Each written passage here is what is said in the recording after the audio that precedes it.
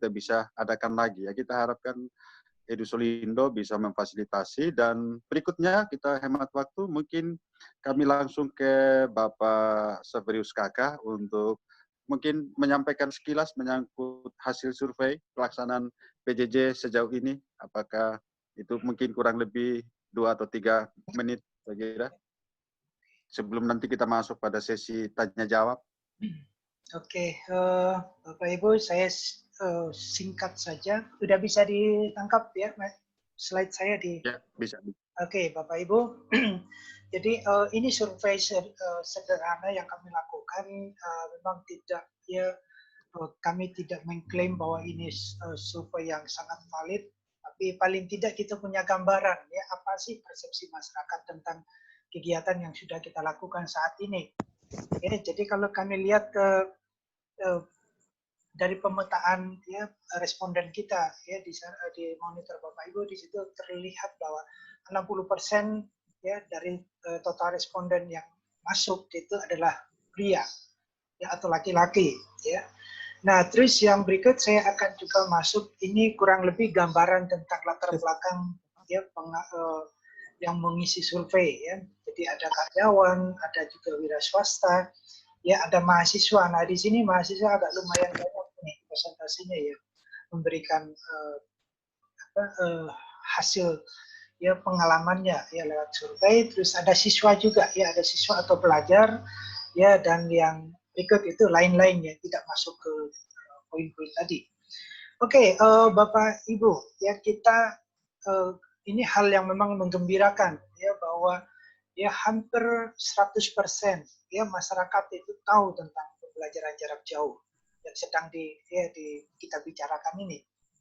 Nah, ini sebenarnya udah kampanyenya udah bagus ya, dari sisi sosialisasi itu sudah bagus. Nah, yang jadi problem bagi kita Bapak Ibu ya, ini dari ya instrumen yang kami coba tanyakan ke para ya yang mengikuti survei ini ya, berdasarkan pengalaman dan pengetahuan Anda, pembelajaran jarak jauh yang dilaksanakan saat ini sudah efektifkah?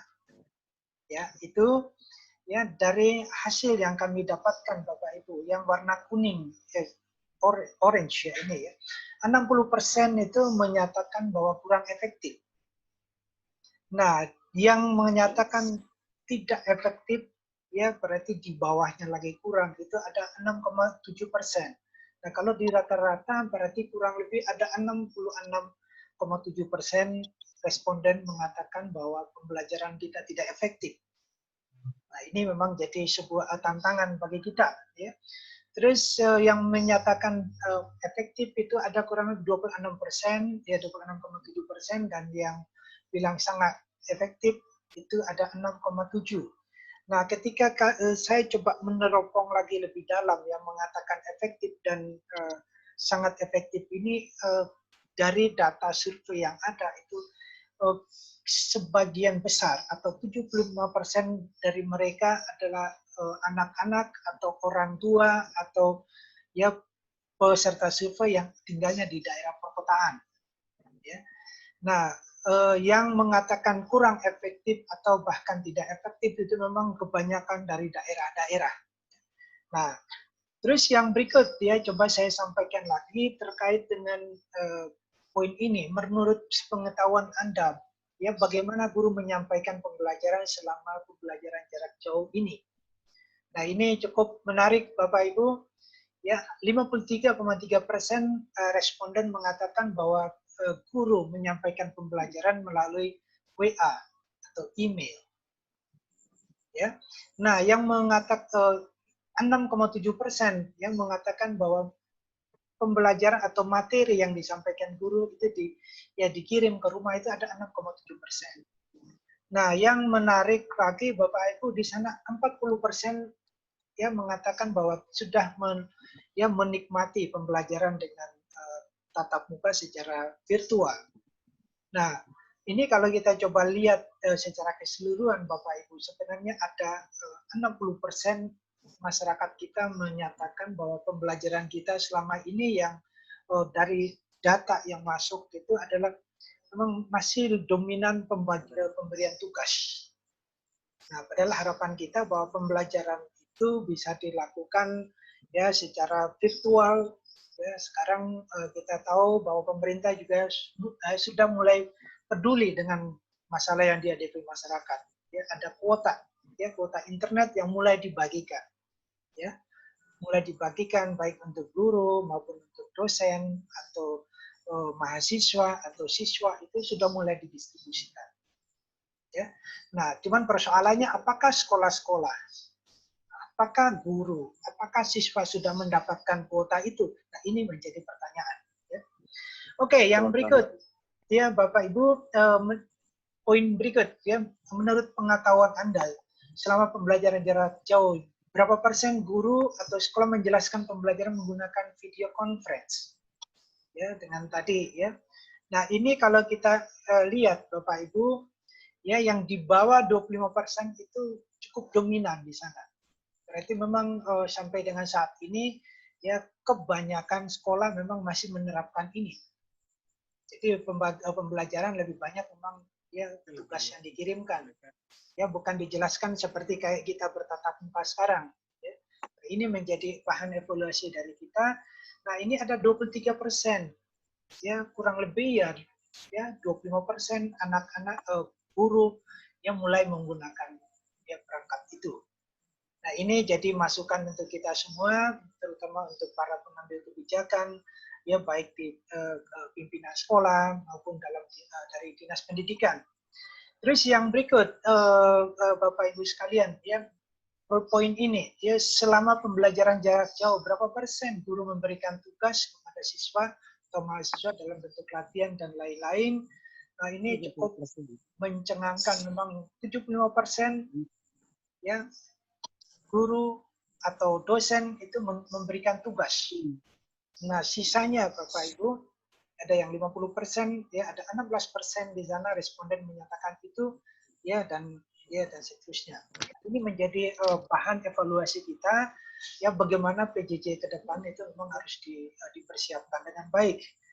Nah, terus yang berikut terkait dengan masalah yang dihadapi orang tua. Nah, yang cukup dominan di sana adalah masalah tidak memiliki perangkat pendukung. Ya, ada 26% perangkat pendukungnya yang bermasalah. Anak atau guru ya tidak dilengkapi dengan laptop, tidak dilengkapi dengan handphone. Nah, ini butuh kerjasama ya dari pihak-pihak terkait. Bagaimana mensiasati ini? Nanti dalam tawaran solusi kami akan sampaikan apa sih yang sebaiknya dilakukan, apa yang bisa dilakukan, dan pihak-pihak mana yang memang harus ya berupaya keras untuk bagaimana biar hal ini tidak terjadi lagi. Nah, ini juga terkait dengan jaringan susah. Ya. Ini juga poin yang cukup tinggi. Terus yang berikut, yang warna hijau, Bapak Ibu, kurangnya pendampingan ya guru kepada siswa saat belajar dan mengerjakan tugas. Nah, memang ada korelasinya ya ketika guru mengirimkan tugas, ya dominan guru mengirimkan tugas ke anak untuk dikerjakan lalu dikumpulkan. Nah, ini memang pasti korelasinya ke sana. Ya, anak akan kebingungan, orang tua akan ya stres di rumah.